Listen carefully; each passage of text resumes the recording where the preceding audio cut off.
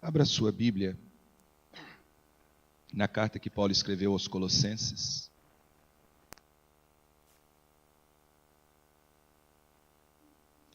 Capítulo de número 3. Versículos 16 e 17. Colossenses 3, 16 e 17.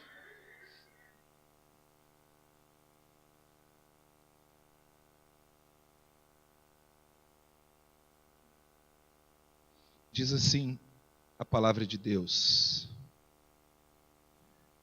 habite ricamente em vós a palavra de Cristo, instruir-vos e aconselhar-vos mutuamente em toda sabedoria, louvando a Deus com salmos e hinos e cânticos espirituais, com gratidão em vosso coração. E tudo o que fizerdes, seja em palavra, seja em ação, fazei-o em nome do Senhor Jesus, dando por ele graça a Deus Pai. Deus amado, Deus bondoso, muito obrigado, Senhor,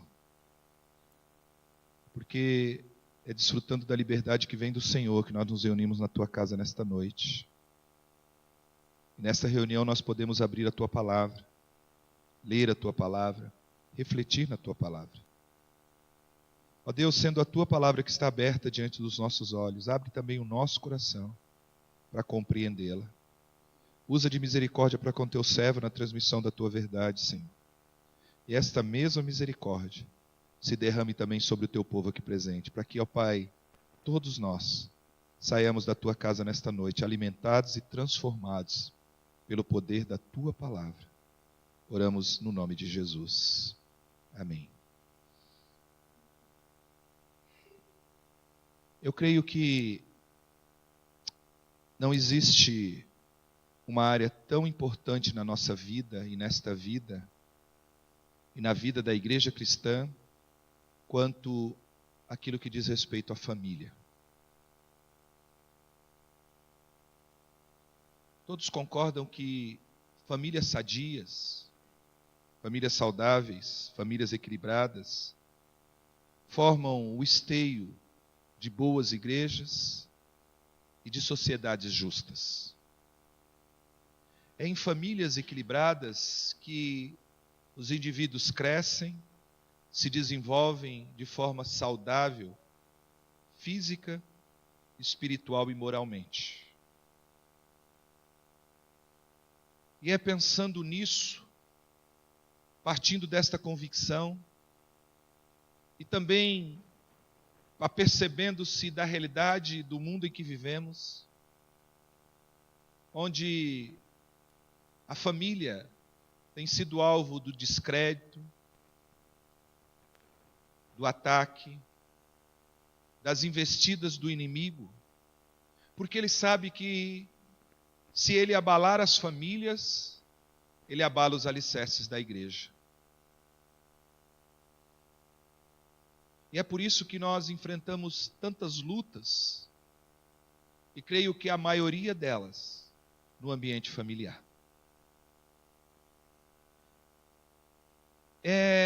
Reconhecendo este momento difícil que a família vive nos nossos dias, que eu quero falar nesta noite sobre o segredo de como construirmos e mantermos famílias bem-sucedidas. Mas antes de tratar sobre esse tema, eu gostaria de fazer 4 esclarecimentos acerca de alguns conceitos errados, princípios que nós trazemos para a nossa mente acerca da família quando olhados à luz da Escritura. A primeira coisa, um primeiro conceito que nós desenvolvemos é que o fato de sermos cristãos verdadeiros, isso nos dá uma garantia de que o nosso casamento vai ser um mar de rosas e a vida familiar dará certo automaticamente. Não é verdade. A Escritura não nos traz esta garantia. Ser um cristão verdadeiro e comprometido não é sinônimo de ter uma família comprometida e feliz todo o tempo. A outra coisa que muitas vezes permeia o nosso pensamento e que, olhando para as Escrituras, as Escrituras nos afirmam acerca disso é que ser um cristão comprometido com os padrões bíblicos, muitas vezes podem trazer dificuldades no relacionamento familiar. Porque viver os princípios e valores da Bíblia no dia a dia da família é muitas vezes entrar em embates que desgastam, que muitas vezes causam dor e sofrimento. Uma terceira coisa que as Escrituras nos mostram acerca da família e do casamento é que casamento e criação de filhos não são coisas, não são assuntos à parte da nossa fé. O que é isso? Que eu não posso viver a vida comum do lar a partir da minha percepção, a partir do meu entendimento, a partir dos princípios e valores que o mundo me apresenta, mas eu preciso viver a vida comum do lar, eu preciso viver o dia a dia do meu casamento segundo os princípios e valores da palavra de Deus. De igual maneira, eu não posso educar os meus filhos segundo os conceitos da sociologia, da psicologia e das ideologias deste mundo, mas eu preciso educar e criar os meus filhos segundo os princípios da lei de Deus. Casamento e criação de filhos não é algo que está à margem da Escritura. A Escritura se pronuncia de maneira clara acerca de como devemos agir, tanto no casamento como na educação de filhos, e a nós, pais cristãos e responsáveis, só nos cabe uma atitude: viver o nosso relacionamento conjugal e educar os nossos filhos segundo os princípios e valores da lei de Deus. A quarta coisa: então eu preciso entender primeiramente que ser cristão não é garantia de uma vida familiar tranquila e serena. Que o fato de ser cristão comprometidos com os padrões bíblicos pode muitas vezes trazer embates dentro da minha casa, e é preciso enfrentar isso com a coragem e a fidelidade à palavra e ao Senhor. Terceira coisa, que o casamento e a criação de filhos não são assuntos alheios à fé. E por fim, eu preciso entender que o conceito bíblico de casamento e de família é único e difere de todos os princípios e conceitos das outras uniões que a sociedade coloca. Muitas pessoas pensam que casamento é a legalização de uma atração física, é a forma de intensificar o amor e o convívio. Ou alguns pensam que casamento é uma atitude da convenção humana, ou seja, nós precisamos casar porque convencionou-se que devemos casar. Outros pensam que casamento é fruto de uma necessidade pessoal.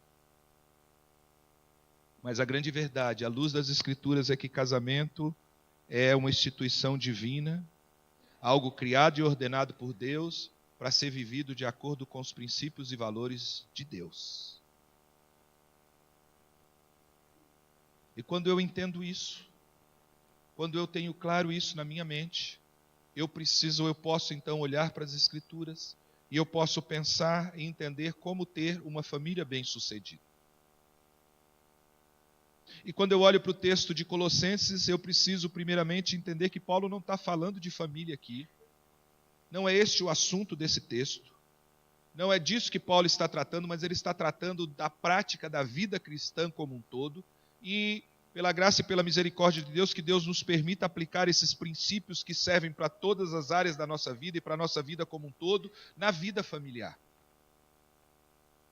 E eu quero destacar 4 coisas que esses 2 versículos nos ensinam, que é totalmente aplicável à vida e à família. E pode nos ter como retorno esta bênção de termos e construirmos famílias bem-sucedidas. E eu entendo que a primeira coisa que Paulo nos ensina nesta carta é que para termos família bem-sucedida, precisamos ser conhecedores da palavra. E Paulo diz: habite ricamente em vós a palavra de Cristo. Como é que eu posso viver a vida comum do lar e educar os meus filhos de acordo com os princípios e valores da palavra de Deus se eu não conheço a palavra de Deus? Já dissemos alguma vez à igreja, e nunca é demais repetir, que analisando o universo evangélico do nosso país e também fora dele, Alguns afirmam que nós vivemos numa geração de analfabetos da Bíblia. E analfabetos porque nós não temos uma disposição de sermos educados, orientados de acordo com a vontade e a palavra de Deus. É incrível que em muitas casas, e talvez na sua como na minha, existem muitos exemplares da Bíblia. Mas existem muitos lares onde essas Bíblias não passam de objetos de decoração deste ou daquele móvel.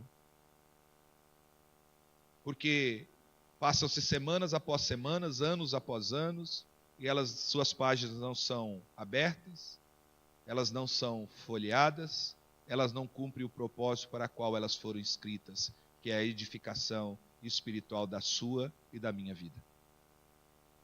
Paulo diz: habite ricamente em vós a palavra de Cristo. Para que a palavra habite em nós, eu preciso conhecer a palavra, eu preciso entender a palavra, para que esta palavra possa falar aos meu coração e responder os questionamentos mais íntimos da minha alma. Precisamos trazer a palavra de volta para as nossas casas. Os mais antigos, eles certamente sabem bem do que eu estou falando quando eu falo, olha, felizes eram os dias em que nos lares existia o culto doméstico. Os outros, os mais jovens, vão dizer: pastor, na minha casa eu não faço culto doméstico porque eu não sei como fazer. E eu costumo dizer uma coisa só: a coisa mais fácil que existe é você fazer um culto doméstico. Reúna a tua família, abra a Santa Escritura, leia a Santa Escritura e ore ao Deus da Escritura, e você estará realizando o melhor dos cultos domésticos que você pode realizar. Aí talvez você possa dizer: mas pastor, eu nem sei nem o que vou ler. Falando, também não tem problema. Você pode abrir o boletim da sua igreja, e todos os dias há uma proposta de leitura para você. Reúna a sua família, leia aquele texto com a sua família e ore por aquele texto diante da sua família, e você vai estar realizando o melhor dos cultos domésticos que você pode realizar, porque você estará alimentando a sua casa, o seu coração e a sua família com o alimento mais rico que existe, o alimento da palavra de Deus. Famílias bem-sucedidas são famílias em que a palavra de Deus está presente. Famílias que conhecem a palavra. Por amor da sua família, tome a decisão de fazer com que a palavra de Deus esteja presente no relacionamento familiar todos os dias na sua casa. Tenha coragem e desfrute do privilégio de abrir a palavra de Deus junto dos seus filhos, ao lado da sua esposa, ao lado do seu esposo, e deixar que a palavra de Deus permeie a vida de vocês, num momento da vida de vocês, cultuando a Deus por meio do entendimento da palavra e da oração. A segunda coisa que Paulo diz para que tenhamos famílias bem-sucedidas, não basta conhecermos a palavra, mas precisamos nos relacionar de acordo com a palavra. E diz Paulo: instruí-vos e aconselhai-vos mutuamente em toda sabedoria. É para isso que a palavra serve. Para orientar a nossa vida. A palavra, ela serve como esse fator orientador e que pauta o relacionamento no nosso relacionamento com Deus, do nosso relacionamento com a nossa família e no relacionamento da nossa família com Deus. E toda a Escritura, ela é útil. Ela é útil para o ensino, afirma Paulo escrevendo a Timóteo. Para correção, para repreensão, para educação na justiça. E é através da Escritura que nós formamos homens e mulheres perfeitos e perfeitamente habilitados para toda boa obra. A nossa família não precisa ser somente um lugar onde a palavra é conhecida, mas precisa ser também um lugar onde o relacionamento é pautado totalmente na palavra. O apóstolo em si, ele recomenda o ensino e o aconselhamento mútuo. Gente, quantas famílias que não se relacionam, que não conversam, que não têm um momento em que podem olhar um no olho do outro e falar sobre as suas dores, sobre os seus dilemas, sobre os seus sofrimentos, sobre os seus anseios. Paulo diz que nós precisamos conhecer a palavra e instruir-nos e aconselharmos-nos mutuamente. Mas o que mais vemos nos nossos dias é a falta de diálogo nos lares. E é bem certo que muitas dessa falta de diálogo vem de uma ideologia que nós devemos manter a privacidade um do outro. E é bem certo que a vida privada é algo que deve ser mantido. Mas se tem um lugar onde a privacidade não precisa existir, é no ambiente familiar. Quão agradável é o relacionamento de um filho que pode abrir o seu coração com o pai, com a mãe, e sem ter o medo de ser censurado, sem ter o medo de ser criticado, mas que recebe do pai e da mãe toda a compreensão e conselhos pertinentes e bíblicos para a condução da sua vida. Quão feliz é o lar que o pai pode olhar no olhar do filho e dizer e contar e abrir o seu coração, não somente com o filho, mas também com a esposa. Mas muitas vezes nós vivemos num ambiente fechado porque cada um tem a sua própria vida e a privacidade deve ser garantida. A ideologia da privacidade não impede que saibamos as dores que as pessoas que estão do nosso lado sofrem. Isso nos impede de percebermos o sofrimento dos nossos familiares, e esta dor e essa percepção e esse mal ainda se torna maior quando nós abrimos este leque e trazemos da família do lar para a família da igreja. Quantas vezes você se assenta do lado de um irmão, de uma irmã, domingo após domingo, mas você não tem essa liberdade para expor e abrir o seu coração a ele, e você não dá a ele a liberdade para abrir o seu coração com você. E aí a gente vai caminhando, estando junto todos os dias, como se estranho fôssemos. Mas alguém que quer construir uma família bem-sucedida precisa ser uma família que tem relacionamento. E não é relacionar-se de qualquer jeito, mas um relacionamento baseado na palavra de Deus.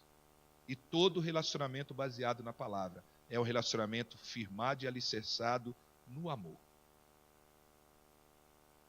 Uma família bem-sucedida é uma família que conhece a palavra, é uma família que se relaciona de acordo com a palavra, mas é uma família que tem como predicado maior, qualidade maior, a gratidão no coração. E Paulo diz, louvando a Deus, ele diz, aconselhai-vos mutuamente em toda sabedoria, louvando a Deus, com salmos e hinos e cânticos espirituais com gratidão em vosso coração. Aquele que conhece a palavra, aquele que convive diariamente com a palavra, aquele que faz da palavra algo frequente dentro da sua casa, não encontra outra resposta e outra atitude para se relacionar com Deus que não seja de gratidão. De ser grato a Deus pela palavra, de ser grato a Deus pela família, de ser grato a Deus por tudo que Deus faz e por aquilo também que Deus não faz. Se a palavra de Cristo habitar no meu e no seu coração, teremos um coração grato. Seremos gratos por aquilo que temos e seremos gratos por aquilo que não temos. Seremos gratos quando Deus opera grandes curas nas enfermidades, mas seremos gratos também quando a enfermidade não é curada. Seremos gratos quando tudo vai bem e há prosperidade, mas seremos gratos também quando tudo vai mal e há dificuldade. E todas as vezes que eu penso nessas circunstâncias, nos extremos que a vida coloca diante de nós e que exige de nós a gratidão no coração, eu certamente penso num fato que ouvi certa vez de um pastor, de uma mãe, uma viúva, que tendo dificuldade para criar os seus filhos, ela se reunia todos os dias à mesa, no horário da janta. Ela só podia fazer uma refeição por dia. E ela escolhia o jantar para que os seus filhos não dormissem de barriga vazia. E ela sentava à mesa com os 3 filhos. E tendo o que estivesse sobre a mesa, fosse uma mesa farta ou uma mesa muito pobre, ela orava a Deus e agradecia. E certa feita, no mesmo horário do jantar, ela se assenta à mesa com os 3 filhos e nada tem sobre a mesa. E aquela mãe, ela olha nos olhos dos seus filhos e diz: filhos, vamos orar e agradecer, porque a mesa está vazia, mas nós continuamos debaixo da graça e da bênção de Deus.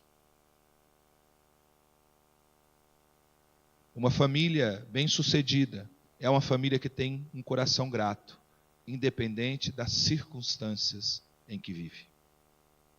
E esta gratidão, ela se expressa por meio do louvor a Deus. E Paulo coloca que este louvor pode ser através do cântico de salmos.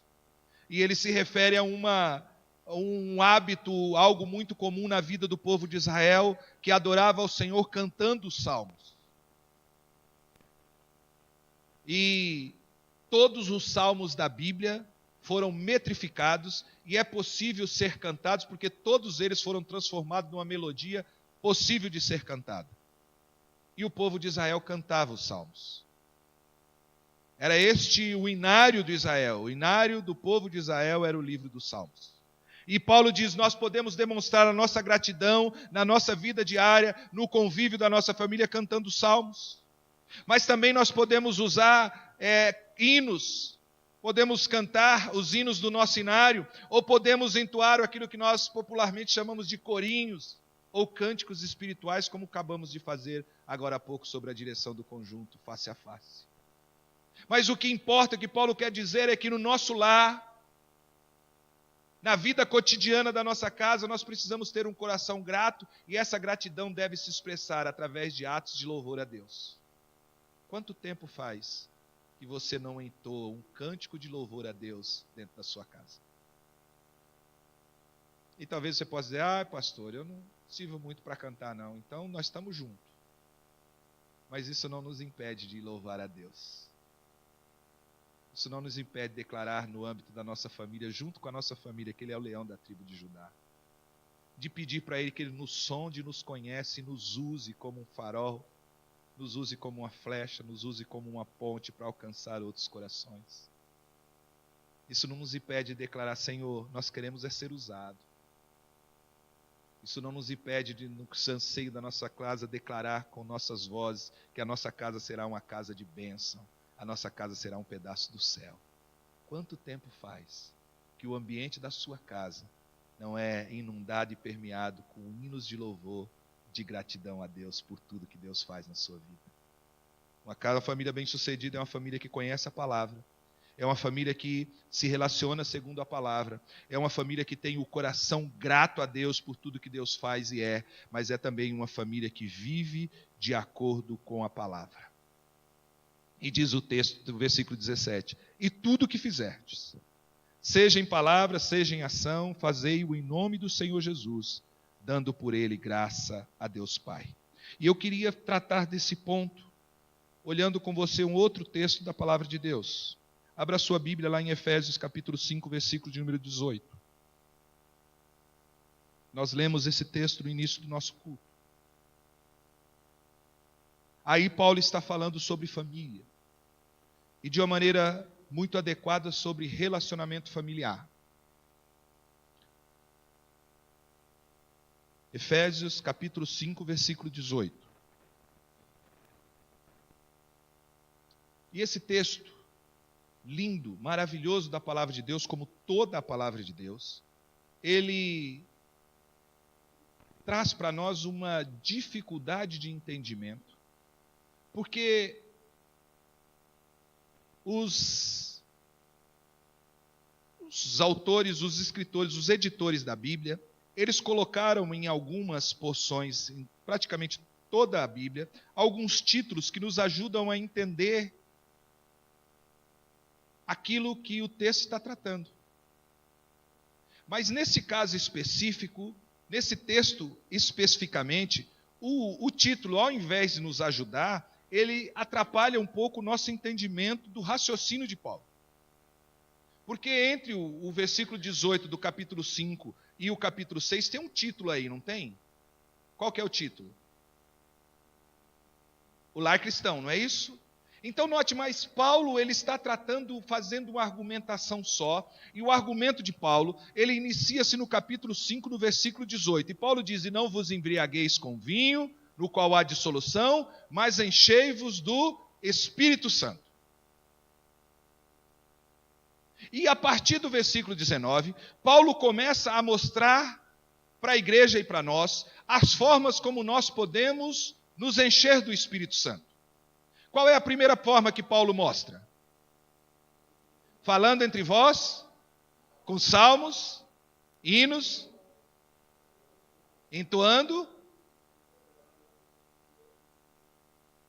Então ele começa falando que a forma de nos enchermos do Espírito Santo é com atos de adoração. Certo? Então enchei-vos do Espírito Santo, adorando ao Senhor com as práticas comuns de adoração do povo de Deus. Aí no versículo de número 20, vamos acompanhando aí, Paulo dá outro momento, e em que ele diz, olha, enchei-vos do Espírito Santo também, de que forma?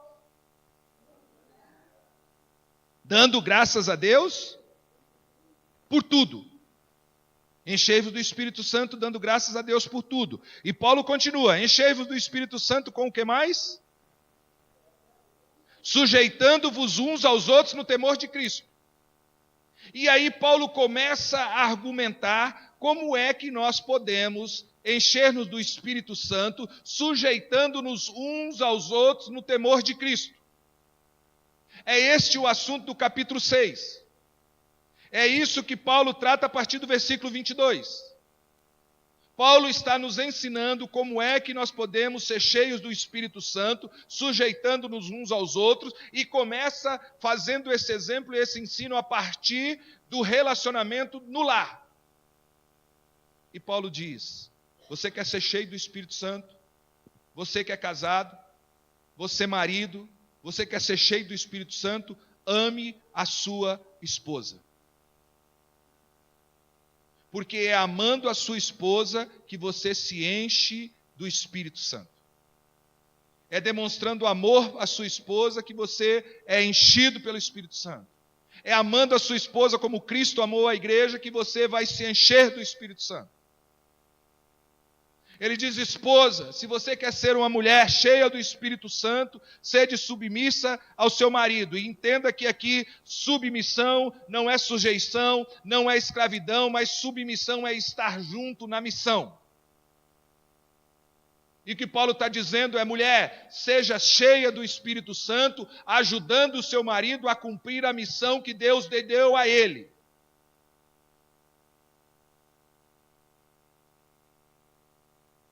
Ele está dizendo, filhos, sejam cheios do Espírito Santo, obedecendo aos vossos pais.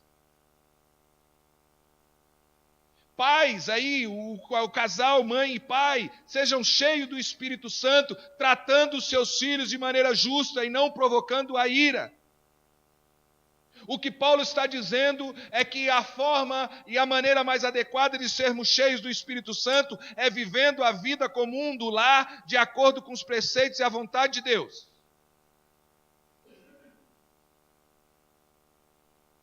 Que uma vida cheia do Espírito Santo, uma pessoa cheia do Espírito Santo, ele pode cultivar esse enchimento vivendo a vida comum do lar. E é disso que Paulo trata lá também em Colossenses, quando ele diz que quem vive de acordo com a palavra, ele certamente estará construindo uma família bem-sucedida. Porque todo relacionamento familiar precisa glorificar a Deus. Sejam cheios do Espírito. Marido, ama aquela que Deus colocou do teu lado. Mulheres, caminhe do lado do teu marido e ajude eles a cumprir a missão que Deus lhe deu. E a missão que Deus confiou aos maridos não é missão fácil. É missão de cuidar da família, de educar os filhos, de ser sacerdote do lar, de ser orientador espiritual, de ser o provedor, de ser o sustentador, de ser o mantenedor. Caminhe ao lado do seu esposo e ele se encha do Espírito Santo e você seja cheio do Espírito Santo com ele. Seja o promotor do enchimento do Espírito Santo na vida dos seus filhos, criando filhos obedientes primeiramente ao Senhor, e porque são obedientes ao Senhor, são também obedientes aos seus pais. E você, no seu relacionamento com seus filhos, não se ache que você é dono deles, que você é senhor deles, que você é o chefe deles, mas que você os gerou, eles pertencem ao Senhor e precisam ser tratados como filhos e pertencentes ao Senhor, que estão sob os seus cuidados. Cuide deles como o Senhor cuidaria. E assim vocês vão se encher do Espírito Santo. Famílias bem-sucedidas é formadas de membros cheios do Espírito Santo. A vida no Espírito é um estilo de vida adequado à família. Uma família cheia do Espírito Santo tem a vida controlada pelo Espírito Santo. É formada por pessoas sensíveis que se preocupam com a dor um do outro. Pessoas que se alegram com as vitórias um do outro. Que choram com as lutas, que sofrem com as derrotas. Pessoas que estão juntas todo o tempo, em qualquer situação. É uma família alegre, aberta, onde se percebe a presença do amor verdadeiro. E creia, queridos, não há nada melhor para uma família do que um alto nível de vida espiritual dos seus membros. Quanto mais cheio do Espírito você for, mais abençoada será a sua casa. E eu queria encerrar este momento de reflexão, fazendo algumas perguntas para você. Como está a sua família? Cristo está à vontade na sua casa? Ele está presente no seu relacionamento conjugal? Na educação dos seus filhos? No dia a dia da sua casa? A sua casa é realmente a casa onde Cristo habita? É possível perceber a presença de Cristo na sua casa?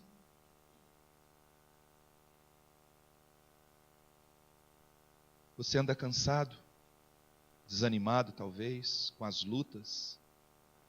Deixa a palavra de Cristo entrar no teu coração e ela vai te dar ânimo e força para continuar lutando pela causa da sua família.